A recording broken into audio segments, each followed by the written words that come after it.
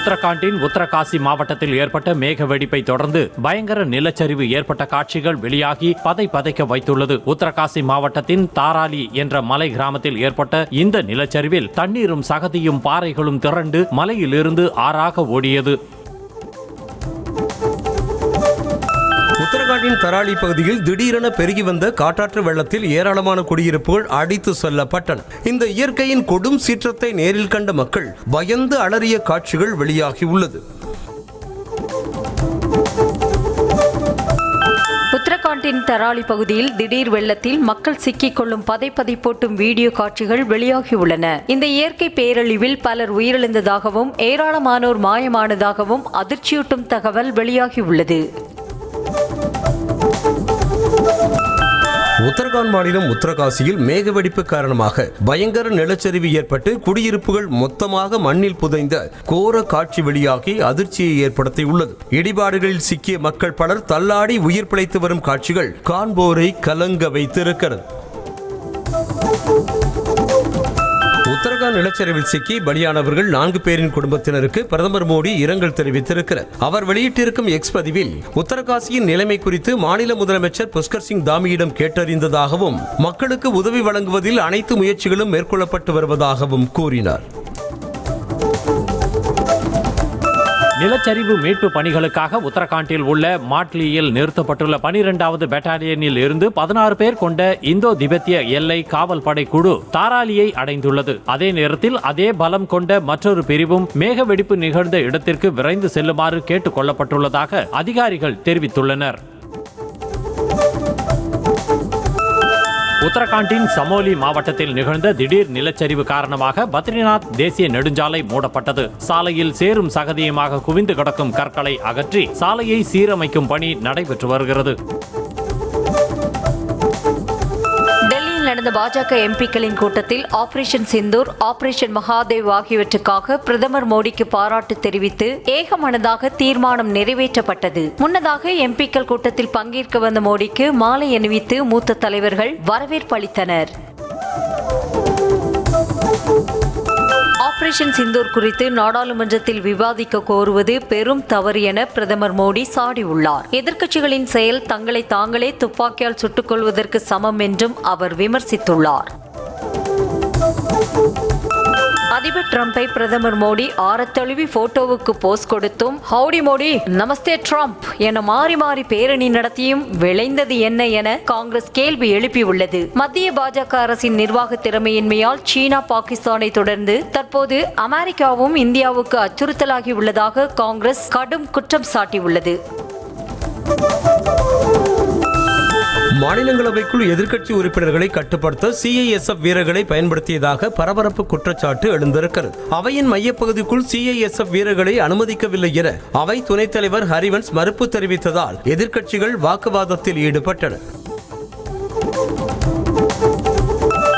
எதிர்க்கட்சிகள் செய்வது அமளி அல்ல, அராஜகம் என மாநிலங்களவையில் அவை முன்னவரும் பாஜக அமைச்சருமான JP நட்டா கடுமையாக சாடினார். இன்னும் 40 ஆண்டுகளுக்கு எதிர்க்கட்சி வரிசையில்தான் இருக்க வேண்டும் என்பதால் எப்படி நடந்து கொள்ள வேண்டும் என தன்னிடம் டியூஷன் வந்து கற்றுக்கொள்ளுமாறு காங்கிரஸை கிண்டல் அடித்திருக்கிறார். உண்மையான இந்தியர் யார் என்பதை உச்சநீதிமன்ற நீதிபதிகள் தீர்மானிக்க முடியாது என காங்கிரஸ் MP பிரியங்கா காந்தி காட்டமாக தெரிவித்தார். இந்திய நிலப்பரப்பை சீனா ஆக்கிரமித்து விட்டதாக இந்திய ராணுவத்திற்கு எதிராக ராகுல் காந்தி விமர்சித்ததற்காக அவர் மீது கிரிமினல் அவதூறு வழக்கு பதியப்பட்டுள்ளது. இதுகுறித்த விசாரணையில் ராகுல் உண்மையான இந்தியராக இருந்தால் இப்படி கூற மாட்டார் என நீதிபதிகள் தெரிவித்திருந்தனர்.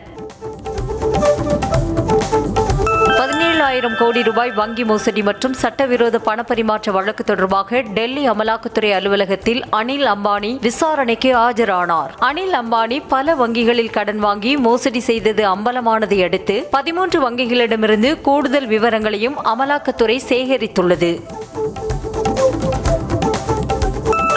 செங்கோட்டைக்குள் கிடந்த டம்மி வெடிகுண்டை கண்டுபிடிக்காத 7 போலீசார் பணியிடை நீக்கம் செய்யப்பட்டனர். சுதந்திர தின விழாவிற்கு இன்னும் சில நாட்களே உள்ள நிலையில் பயிற்சியில் ஈடுபட்ட சிறப்பு பிரிவு குழுவினர் சாதாரண உடையில் போலி வெடிகுண்டுடன் செங்கோட்டைக்குள் நுழைந்தனர். ஜம்மு காஷ்மீருக்கு மீண்டும் மாநில அந்தஸ்து வழங்க மத்திய அரசுக்கு உத்தரவிட வேண்டும் என தாக்கலான மனுவை உச்சநீதிமன்றம் வரும் 8ஆம் தேதி விசாரிக்க உள்ளது. ஜம்மு காஷ்மீருக்கான மாநில அந்தஸ்து பறிக்கப்பட்டு அந்த மக்களுக்கு சிறப்பு சலுகை வழங்கி வந்த அரசியல் அமைப்பின் 370வது பிரிவு ரத்தாகி 6 ஆண்டுகளை கடந்தது.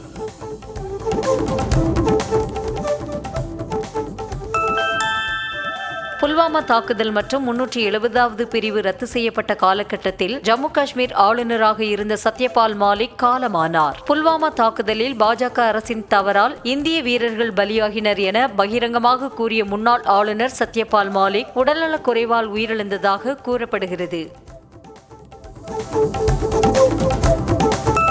சென்னை தலைமை செயலகத்தில் வரும் 14ஆம் தேதி முதலமைச்சர் மு.க. ஸ்டாலின் தலைமையில் தமிழ்நாடு அமைச்சரவை கூட்டம் நடைபெறவுள்ளது. இந்த கூட்டத்தில் பல்வேறு மக்கள் நலத் திட்டங்கள், புதிய தொழில் முதலீடுகள் குறித்து விவாதிக்கப்படும் என தகவல் வெளியாக இருக்கிறது. சென்னை கொளத்தூரில் உள்ள சென்னை பெண்கள் மேல்நிலைப் பள்ளியில் 9,74,00,000 ரூபாய் மதிப்பீட்டில் கூடுதலாக கட்டப்பட்டுள்ள கட்டடங்களை முதலமைச்சர் மு.க. ஸ்டாலின் திறந்து வைத்தார். பின்னர் கட்டடத்தை பார்வையிட்ட அவர் மாணவிகளுடன் கலந்துரையாடினார். தென்காசி சட்டமன்ற தொகுதியில் எதிர்க்கட்சித் தலைவர் எடப்பாடி பழனிசாமி பிரச்சாரம் மேற்கொண்டார். அப்போது பேசிய அவர், ஒரு நாள் மட்டும் முகாம் நடத்தி சிகிச்சை வழங்கினால் மற்ற நாட்களில் நோய்வாய்ப்பட்டவர்கள் எங்கு செல்வார்கள் என திமுக ஆட்சியில் கொண்டுவரப்பட்ட நலம் காக்கும் ஸ்டாலின் திட்டம் குறித்து கேள்வி எழுப்பினர். மயிலாப்பூர் சட்டமன்ற தொகுதிக்கு உட்பட்ட நாராயணசாமி தோட்டம் பகுதியில் உள்ள சென்னை நடுநிலைப் பள்ளியில் புதிதாக கட்டப்பட்ட பள்ளி கட்டடம் மற்றும் அங்கன்வாடி மையத்தை துணை முதலமைச்சர் உதயநிதி ஸ்டாலின் திறந்து வைத்தார். பின்னர் அங்கன்வாடி மைய குழந்தைகளோடு உதயநிதி ஸ்டாலின் விளையாடி மகிழ்ந்தார். தமிழகத்தில் தென்மேற்கு பருவமழை மிக தீவிரமாக உள்ளதாக வானிலை மையம் தெரிவித்துள்ளது. ஒரே நேரத்தில் 4 பகுதிகளில் வளிமண்டல மேலடுக்கு சுழற்சி நிலவுவதால் வரும் நாட்களில் அதிக மழை பொழிவு இருக்கும் என கூறப்படுகிறது. நீலகிரி மாவட்டத்திற்கு ரெட் அலர்ட் விடுக்கப்பட்ட நிலையில் கனமழை கொட்டி தீர்த்தது. இதனால் மக்களின் இயல்பு வாழ்க்கை பாதிக்கப்பட்ட நிலையில் மேடான பகுதிகளில் இருந்து தாழ்வான பகுதிகளை நோக்கி மழை நீர் பாய்ந்தோடியது. நீலகிரி மாவட்டம் உதகை மற்றும் அதன் சுற்றுவட்டார பகுதிகளில் 1 மணி நேரத்திற்கு மேலாக கனமழை கொட்டியதால் சாலை ஓரங்களில் மழை நீர் ஆறு போல பெருக்கெடுத்து ஓடியது. சாலை ஓரங்களில் நிறுத்தப்பட்ட இருசக்கர வாகனங்கள் காட்டாற்று வெள்ளம் போல் பாய்ந்தோடிய மழை நீரில் மூழ்கின. சென்னையில் ஆபரண தங்கத்தின் விலை சவரனுக்கு 600 ரூபாய் உயர்ந்து 75,000 ரூபாயை நெருங்கியது. 22 கேரட் தங்கத்தின் விலை கிராமுக்கு 75 ரூபாய் உயர்ந்து 9,370 ரூபாய்க்கும், சவரனுக்கு 600 ரூபாய் உயர்ந்து 74,960 ரூபாய்க்கும் விற்பனை செய்யப்படுகிறது.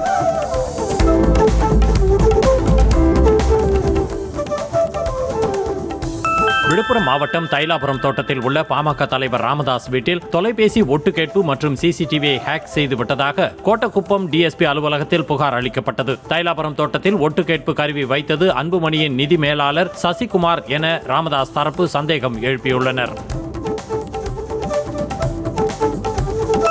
வெற்று விளம்பர அறிவிப்புகள் வெளியிடுவதை விட்டுவிட்டு தமிழ்நாட்டிற்கு வந்த முதலீடுகள் குறித்து மக்கள் அறியும் வகையில் வெள்ளை அறிக்கையை முதலமைச்சர் மு.க. ஸ்டாலின் வெளியிட வேண்டும் என்று மத்திய இணையமைச்சர் எல். முருகன் கேட்டுக்கொண்டார். மேலும் திமுக அரசு மத்திய அரசின் திட்டங்களை ஸ்டிக்கர் ஒட்டிக் கொள்வதாக அவர் கண்டனம் தெரிவித்தார். தமிழ்நாட்டில் தேசிய ஜனநாயக கூட்டணி இதுவரை கூட்டணியாக உருவாகவே இல்லை என விசிக தலைவர் திருமாவளவன் விமர்சித்திருக்கிறார். திருச்சி விமான நிலையத்தில் செய்தியாளர்களை சந்தித்த அவர், அதிமுக, பாஜக ஆகியவை மட்டுமே இணைந்திருப்பதாகவும் அவர்களுக்குள்ளே ஒருமித்த கருத்து இல்லை எனவும் தெரிவித்திருக்கிறார். திமுக மற்றும் அதிமுகவை பேய், பிசாசு என குறிப்பிட்ட சீமான், பிசாசு வேண்டாம் என்று பேயை தமிழ் மக்கள் திருமணம் செய்து கொண்டதாக கடுமையாக சாடினார். மதுரையில் செய்தியாளர்களை சந்தித்த அவர், தமிழகத்தில் வடமாநிலத்தவர்களுக்கான வாக்காளர்கள் உரிமை தொடர்பாக திமுக பேசாது என்றும், வடமாநிலத்தவர்கள் வாக்கை எப்படி பெற வேண்டும் என்றும் அவர்கள் சிந்திப்பதாகவும் அவர் கூறினார். தமிழக வெற்றிக் கழகத்தின் 2வது மாநில மாநாடு மதுரையில் வரும் 21ஆம் தேதி நடைபெறும் என அக்கட்சித் தலைவர் விஜய் அறிவித்திருக்கிறார். வரும் 25ஆம் தேதி மாநாட்டை நடத்த திட்டமிட்டிருந்த நிலையில் வேறு தேதிக்கு மாற்றப்பட்டது. 27ஆம் தேதி விநாயகர் சதுர்த்தி என்பதால் பாதுகாப்பு காரணங்களை சுட்டிக்காட்டி மாநாட்டை வேறு தேதிக்கு மாற்ற காவல்துறை அறிவுறுத்தியிருந்தது.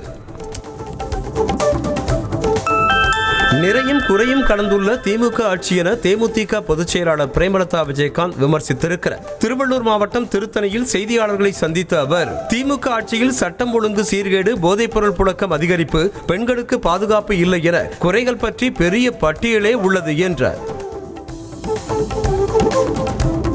விருதுநகரில் கட்டப்பட்டு வரும் அரசு அருங்காட்சியக பணியின் ஒப்பந்த காலம் 20 நாட்களில் முடியவிருக்கும் நிலையில் 50% பணிகள் மட்டுமே நிறைவடைந்திருப்பதால் அமைச்சர் தங்கம் தென்னரசு அதிருப்தி அடைந்திருக்கிறார். நீங்கள் கட்டி முடிக்கும் வரை முதலமைச்சரை காத்திருக்க சொல்கிறீர்களா என அதிகாரிகளை அவர் கடிந்து கொண்டார். கவின் ஆணவ கொலை வழக்கில் 8 வாரத்தில் இறுதி அறிக்கை தாக்கல் செய்ய சிபிசிஐடி போலீசாருக்கு உயர்நீதிமன்ற மதுரை கிளை உத்தரவிட்டுள்ளது. இந்த வழக்கில் அரசு துரித நடவடிக்கை எடுத்து வருவதாக கருத்து கூறிய உயர்நீதிமன்றம், சிபிசிஐடியின் விசாரணை குறித்து எந்த புகாரும் இல்லை என்பதால் மனுதாரர் தன்னிடமுள்ள விவரங்களை சிபிசிஐடி வசம் ஒப்படைக்கலாம் என உத்தரவிட்டுள்ளது.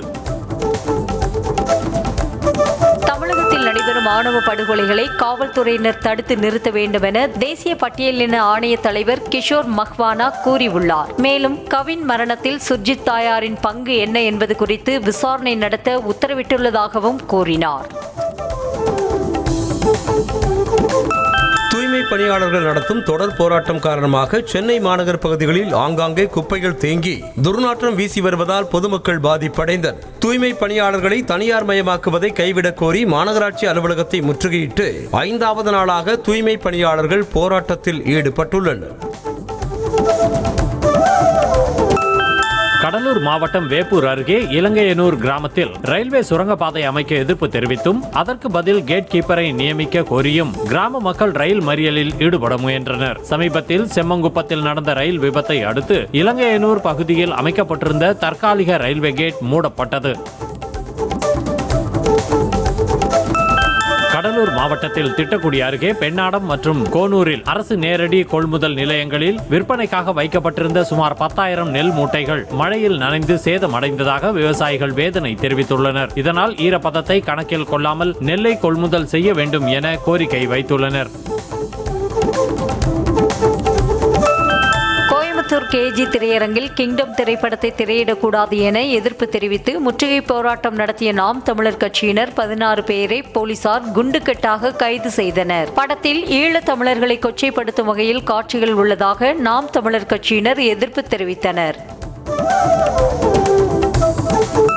தமக்கு எதிரான வழக்கை ரத்து செய்ய கோரிய மதுரை ஆதீனத்தின் மனுவுக்கு பதில் அளிக்கும்படி காவல்துறைக்கு சென்னை உயர்நீதிமன்றம் உத்தரவிட்டுள்ளது. கார் விபத்தில் தம்மை கொல்ல சதி நடந்ததாகவும் அதில் பாகிஸ்தானுக்கு தொடர்பு இருக்கலாம் எனவும் மதுரை ஆதீனம் குற்றம் சாட்டிய நிலையில் அவரது பேச்சு மத மோதலை தூண்டும் வகையில் உள்ளதாக சென்னை போலீசில் வழக்கு பதிவு செய்யப்பட்டது. மதுரையில் பணம் கொடுக்கல் வாங்கல் பிரச்சனையில் இளைஞர் ஓட விரட்டி வெட்டி படுகொலை செய்யப்பட்ட சம்பவத்தில் போலீசார் 4 பேரை கைது செய்தனர். மேல கல்லந்திரி பகுதியை சேர்ந்த செல்லப்பாண்டிக்கும் தொப்பலாம்பட்டி பகுதியை சேர்ந்த கோகுல்ராஜ் என்பவருக்கும் பணம் கொடுக்கல் வாங்கல் பிரச்சனை இருந்ததாக கூறப்படுகிறது. இந்த நிலையில் மேல கல்லந்திரி சாலையில் நின்று கொண்டிருந்த செல்லப்பாண்டியை மர்ம கும்பல் கொலை செய்தது. நாமக்கல் அருகே பட்ட பகலில் நிதி நிறுவன அதிபர் அடையாளம் தெரியாத மர்ம கும்பலால் வெட்டி படுகொலை செய்யப்பட்டார். ஈச்சவாரி கிராமத்தைச் சேர்ந்த அருள்தாஸ் நிதி நிறுவனம் நடத்தி வந்த நிலையில் தொழிலில் நஷ்டம் ஏற்பட்டதாக கூறப்படுகிறது. இந்நிலையில் பைக்கில் சென்ற அவரை சரக்கு ஆட்டோவில் வந்த 4 பேர் கொண்ட கும்பல் வழிமறித்து வெட்டியது. சென்னை கீழ்ப்பாக்கம் அரசு மருத்துவக் கல்லூரியில் முதுகலை படித்து வந்த மாணவி தாம் தங்கியிருந்த விடுதியின் அறையில் தூக்கிட்டு தற்கொலை செய்து கொண்ட சம்பவம் அதிர்ச்சியை ஏற்படுத்தியுள்ளது. தனது மகள் திவ்யாவுக்கு அதிக பணிச்சுமை கொடுத்ததால் தூக்கிட்டு தற்கொலை செய்து கொண்டதாக தந்தை குற்றம் சாட்டியதாக கூறப்படுகிறது. மாவட்டம் ஏற்காட்டில் உள்ள கோவில்மேடு கிராமத்தில் விநியோகம் செய்யப்படும் குடிநீரில் கழிவுநீர் கலந்திருப்பதாக பொதுமக்கள் புகார் தெரிவித்துள்ளனர். சுகாதாரமற்ற குடிநீரால் நோய் தொற்று ஏற்படும் அச்சம் உள்ளதால் ஊராட்சி நிர்வாகம் உடனடியாக நடவடிக்கை எடுக்க வேண்டும் என பொதுமக்கள் கோரிக்கை விடுத்துள்ளனர். மதுரை மாவட்டம் உசிலம்பட்டி கீழப்புதூரில் உள்ள அரசு உதவி பெறும் பள்ளியில் உங்களுடன் ஸ்டாலின் திட்ட முகாம் நடப்பதால் மாணவர்களை மரத்தடியில் அமர வைத்து பாடம் நடத்தியதை கண்டித்து அதிமுக கவுன்சிலர்கள் தர்ணா போராட்டத்தில் ஈடுபட்டனர். அவர்களுடன் பேச்சுவார்த்தை நடத்திய உசிலம்பட்டி தாசில்தார் உரிய தீர்வு காண்பதாக உறுதியளித்தார்.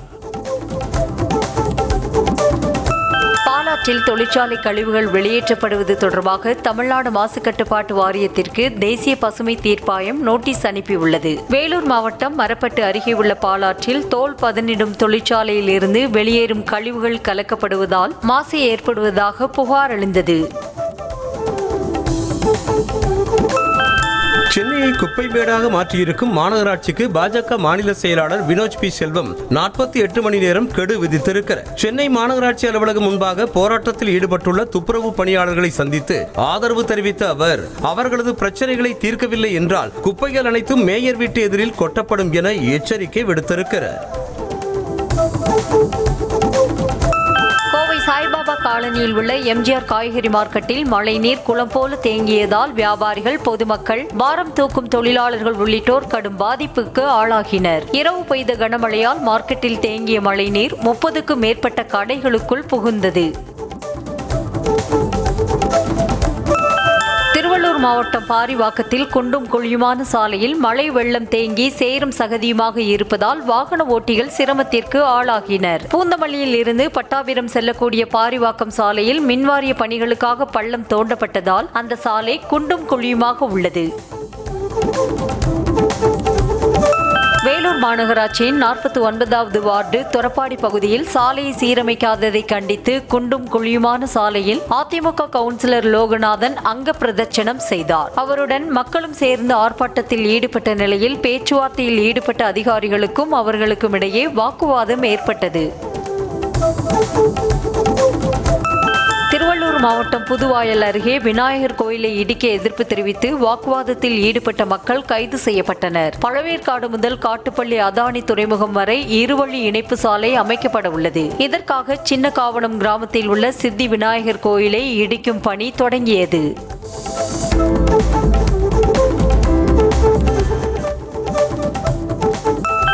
ஒரே பாலினத்தவர் மற்றும் திருநங்கையர் திருமணங்களுக்கு சட்ட அனுமதி வழங்கும் வகையில் பதிவாளர்களுக்கு தகுந்த உத்தரவை பிறப்பிக்க தமிழ்நாடு அரசுக்கு சென்னை உயர்நீதிமன்றம் உத்தரவிட்டுள்ளது. 3ஆம் பாலினத்தவர்களான LGBTQ+ சமுதாயத்தினரின் உரிமைகள் மற்றும் பாதுகாப்பு தொடர்பான வழக்கை விசாரித்து நீதிபதி ஆனந்த் வெங்கடேஷ் இவ்வாறு உத்தரவிட்டார். திருப்பத்தூரில் அரசு உதவி பெறும் பள்ளியின் கிணற்றில் மர்மமான முறையில் உயிரிழந்து கிடந்த 11ஆம் வகுப்பு மாணவர் முகிலனின் உடல் பெற்றோரிடம் ஒப்படைக்கப்பட்டது. மாணவர் இறப்புக்கு நீதி கேட்டு பல்வேறு போராட்டங்கள் நடத்திய நிலையில் உரிய நடவடிக்கை எடுக்கப்படும் என போலீசார் உறுதியளித்தனர். திண்டுக்கல் மாவட்டம் எழுவனம்பட்டி கருப்பணசாமி கோயில் திருவிழாவில் கொதிக்க கொதிக்க ரசம் இருந்த பாத்திரத்தில் தவறி விழுந்து படுகாயமடைந்த 2 வயது ஆண் குழந்தை சிகிச்சை பலனளிக்காமல் உயிரிழந்தது. சிவகுமார் என்பவரின் 2 வயது குழந்தை ஸ்ரீதரன் விளையாடிக் கொண்டிருந்த போது கொதிக்க கொதிக்க அடுப்பில் இருந்து இறக்கி வைக்கப்பட்டிருந்த ரசம் பாத்திரத்தில் தவறி விழுந்தான். சென்னை பூந்தமல்லியில் அரசு பள்ளிக்கு எதிரே கழிவுநீர் தேங்கி நிற்பதால் மாணவர்கள் ஆபத்தான வகையில் மதில் சுவர் மேல் ஏறி பள்ளிக்கு சென்றனர். பூந்தமல்லி நகராட்சியின் 1வது வார்டில் அமைந்துள்ள அரசு ஆதி திராவிடர் நல பள்ளிக்கு எதிரே உள்ள கால்வாயில் அடைப்பு ஏற்பட்டு கழிவுநீர் வெளியேறி சாலையில் குளம் போல தேங்கியது. திண்டுக்கல் மாவட்டம் கொடைக்கானலில் புதிய தார் சாலைகள் முறையாக அமைக்கப்படவில்லை என வாகன ஓட்டிகள் புகார் தெரிவித்துள்ளனர். அப்சர்வேட்டரி, MM தெரு, 7 ரோடு பகுதிகளில் அமைக்கப்பட்ட தார் சாலைகள் மேடு பள்ளமாகவும் உயரம் குறைவாகவும் உள்ளதாகவும் குற்றம் சாட்டப்பட்டது. அப்போது வாகன ஓட்டிகளுக்கு ஆதரவு தெரிவித்த அதிமுகவினரோடு திமுகவினர் வாக்குவாதத்தில் ஈடுபட்டனர். செங்கல்பட்டு மாவட்டம் மாமல்லபுரம் அருகே சுமார் 2000 ஆண்டுகள் பழமை வாய்ந்த சிதிலமடைந்த சிவன் ஆலயத்தை புதுப்பித்து தரக்கோரி இந்து சமய அறநிலையத்துறை அதிகாரிகளை முற்றுகையிட்ட பொதுமக்கள் வாக்குவாதத்தில் ஈடுபட்டனர். ஸ்ரீ கமலாம்பிகை உடனுரை சிவலோகநாதர் ஆலயம் சுமார் 100 ஆண்டுகளாக சிதிலமடைந்து காணப்படுவதாக கூறப்படுகிறது. அரியலூர் மாவட்டம் ஜெயங்கொண்டம் அருகே அரசு வழங்கிய இலவச வீட்டு மனைக்கு பட்டா வழங்க கோரி பாதிக்கப்பட்ட மக்கள் ஒப்பாரி வைத்து போராட்டத்தில் ஈடுபட்டனர். 50 ஆண்டுகளாக மாவட்ட நிர்வாகம் மற்றும் வருவாய்த்துறை அதிகாரிகளிடம் பலமுறை மனு அளித்தும் இதுவரை எந்த நடவடிக்கையும் எடுக்கவில்லை என கூறப்படுகிறது. விருதுநகர் மாவட்டம் அருப்புக்கோட்டை அருகே கோவில் திருவிழாவில் காப்பு கட்ட போலீசார் அனுமதி மறுத்ததாக குற்றம் சாட்டி ஒரு தரப்பு சமுதாயத்தினர் வட்டாட்சியர் அலுவலகத்தில் காத்திருப்பு போராட்டத்தில் ஈடுபட்டனர். தொப்பலாக்கரை கிராமத்தில் உள்ள இறங்கி முத்தம்மன் கோவில் விழாவில் ஒரு தரப்பு சமுதாயத்தினருக்கு காப்பு கட்ட அனுமதி மறுத்ததாக கூறப்படுகிறது. கிருஷ்ண ஜெயந்தியை முன்னிட்டு கடலூரில் கிருஷ்ணர் பொம்மைகள் சிலைகள் தயாரிக்கும் பணி தீவிரமாக நடைபெற்று வருகிறது. வரும் 14ஆம் தேதி நாடு முழுவதும் கிருஷ்ண ஜெயந்தி கோலாகலமாக கொண்டாடப்பட உள்ள நிலையில் உண்ணாமலை செட்டி சாவடியில் உள்ள பொம்மை சிலைகள் தயாரிக்கும் இடத்தில் கிருஷ்ணர் பொம்மைகள் தயாரிக்கும் பணியில் கைவினை கலைஞர்கள் மும்முரமாக ஈடுபட்டுள்ளனர்.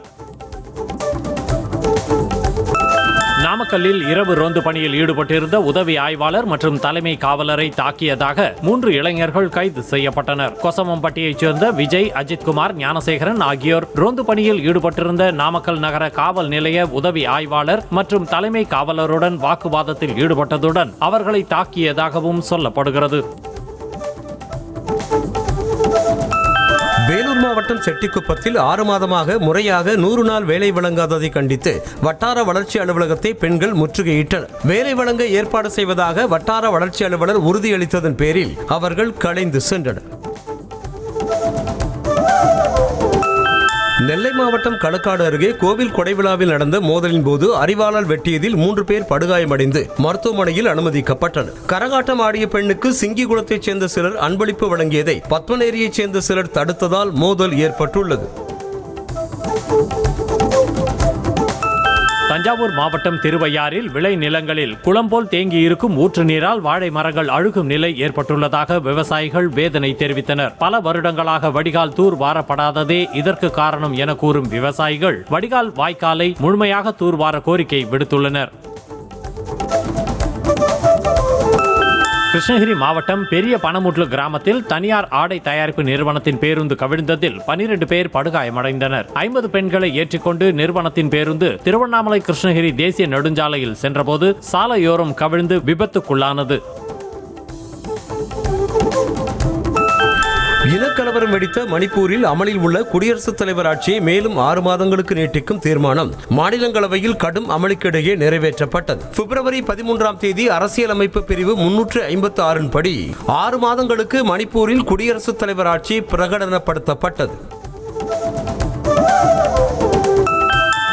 பாலியல் வன்கொடுமை மற்றும் கொலை வழக்கில் ஆயுள் தண்டனை கைதியான சாமியார் குர்மீத் ராம் ரஹீம் நடப்பாண்டில் 4வது முறையாக பரோலில் விடுவிக்கப்பட்டிருக்கிறார். அவருக்கு 40 நாட்கள் பரோல் விடுப்பை ஹரியானா அரசு வழங்கியிருக்கிறது. கடந்த 2020ஆம் ஆண்டு தண்டனை பெற்ற அவர் இதுவரை 14 முறை பரோல் விடுப்பு பெற்றிருக்கிறார். பெட்ரோலில் 20% எத்தனால் கலந்து விற்பதால் வாகனங்களில் எரிபொருள் சிக்கனம் குறைந்து விட்டதாக சமூக வலைதளங்களில் பரவும் தகவல் சரியானது அல்ல என பெட்ரோலிய அமைச்சகம் தெரிவித்துள்ளது. இதுகுறித்து அமைச்சகம் வெளியிட்டுள்ள அறிக்கையில் இந்த குற்றச்சாட்டுக்கு எந்தவிதமான அறிவியல் ஆதாரங்களும் இல்லை என தெரிவிக்கப்பட்டுள்ளது.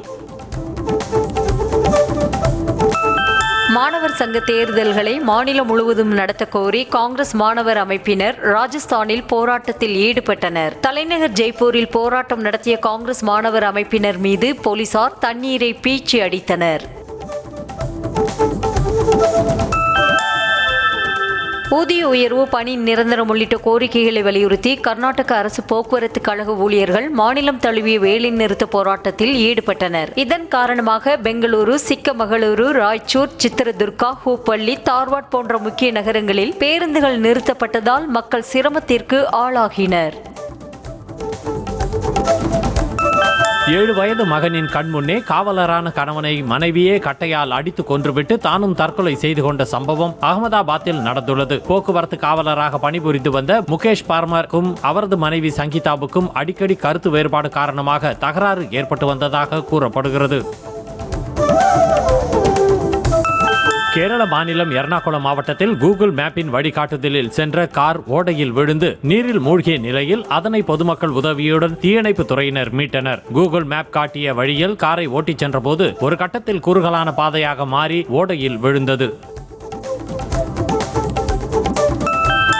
கேரள மாநிலம் கொல்லம் மாவட்டத்தில் ஓய்வு பெற்ற ஆசிரியரான 78 வயது மூதாட்டியை கொடூரமாக தாக்கியதாக பக்கத்து வீட்டுக்காரர் கைது செய்யப்பட்ட நிலையில் மூதாட்டி தாக்கப்பட்ட சிசிடிவி காட்சி வெளியானது. கொட்டாரக்கரையைச் சேர்ந்த 78 வயதான சரசம்மாவை பக்கத்து வீட்டில் குடியிருக்கும் சசிதரன் என்பவர் வீடு புகுந்து தாக்கியுள்ளார்.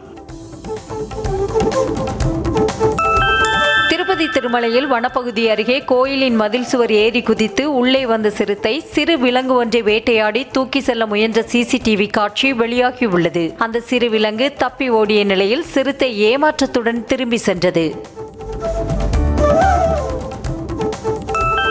உலகில் தனது ஆதிக்கத்தை நிறுவ அமெரிக்கா புதிய காலனி ஆதிக்க கொள்கையை பிரயோகிப்பதாக ரஷ்யா குற்றம் சாட்டியுள்ளது. பிரிக்ஸ் உறுப்பு நாடுகளை நேரடியாக தாக்கவும் வரி விகிதங்களை ட்ரம்ப் உயர்த்தி வருவதாகவும் தெரிவித்துள்ளது. ஆனால் பிரிக்ஸ் அமைப்பை அமெரிக்காவால் குலைக்க முடியாது எனவும் ரஷ்யா உறுதியாக தெரிவித்துள்ளது.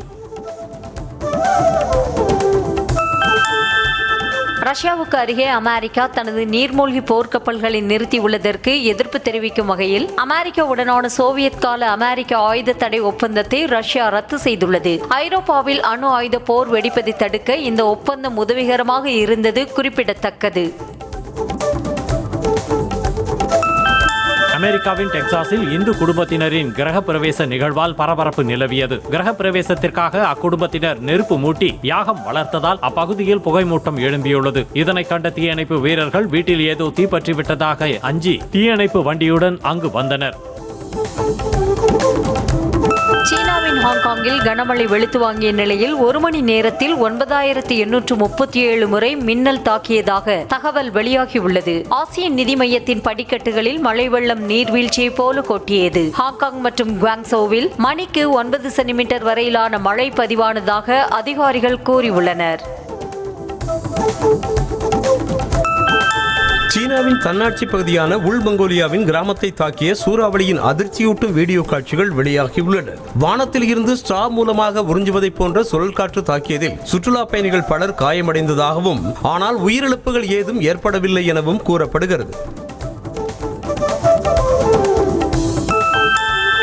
காசாவின் கான் யூனிஸில் உதவிப் பொருட்களுடன் வந்த லாரிகளை சூழ்ந்த பாலஸ்தீனியர்கள் ஒருவரை ஒருவர் முண்டியடித்துக் கொண்டு கைகளுக்கு கிடைத்த பொருட்களை அள்ளிச் சென்றனர். சிலர் பொருட்கள் கிடைக்காததால் ஏமாற்றமடைந்தனர்.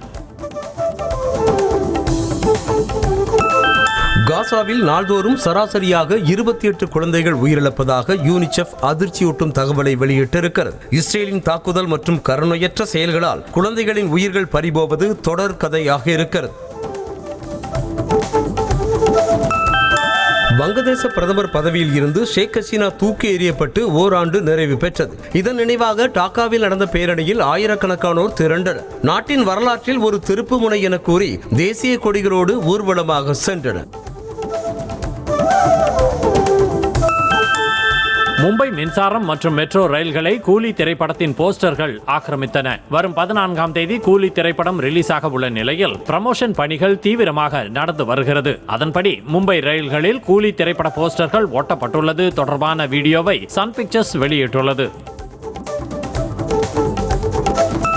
பராசக்தி திரைப்படத்தில் நடிகர் சிவகார்த்திகேயனுக்கு வில்லனாக நடிக்க தனக்கு வாய்ப்பு வந்ததாக இயக்குனர் லோகேஷ் கனகராஜ் தெரிவித்துள்ளார். இயக்குனர் சுதா கொங்கரா கூறிய கதை மிகவும் பிடித்திருந்ததாகவும் கூலி திரைப்படத்தை இயக்கி வந்ததால் தன்னால் நடிக்க முடியவில்லை என்றும் அவர் மனம் திறந்து பேசியுள்ளார்.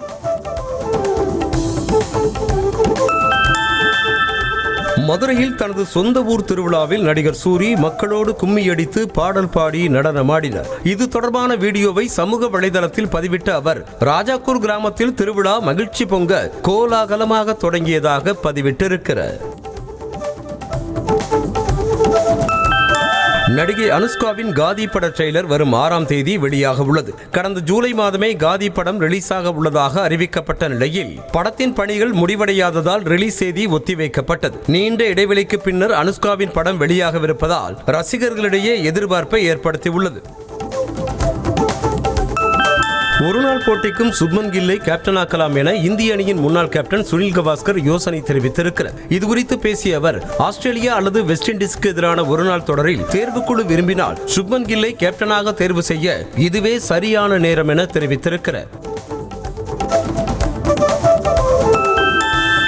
இங்கிலாந்துக்கு எதிரான 5வது டெஸ்ட் போட்டியில் இந்தியாவின் வெற்றிக்கு முக்கிய காரணமாக இருந்த சிராஜை தெலங்கானா காவல்துறை பாராட்டி போஸ்டர் வெளியிட்டுள்ளது. ஓவல் மைதானத்தில் நடைபெற்ற 5வது டெஸ்டின் முதல் இன்னிங்ஸில் 4 விக்கெட்டும் 2வது இன்னிங்ஸில் 5 விக்கெட்டுகளையும் வீழ்த்தி ஆட்ட நாயகன் விருதை பெற்றார்.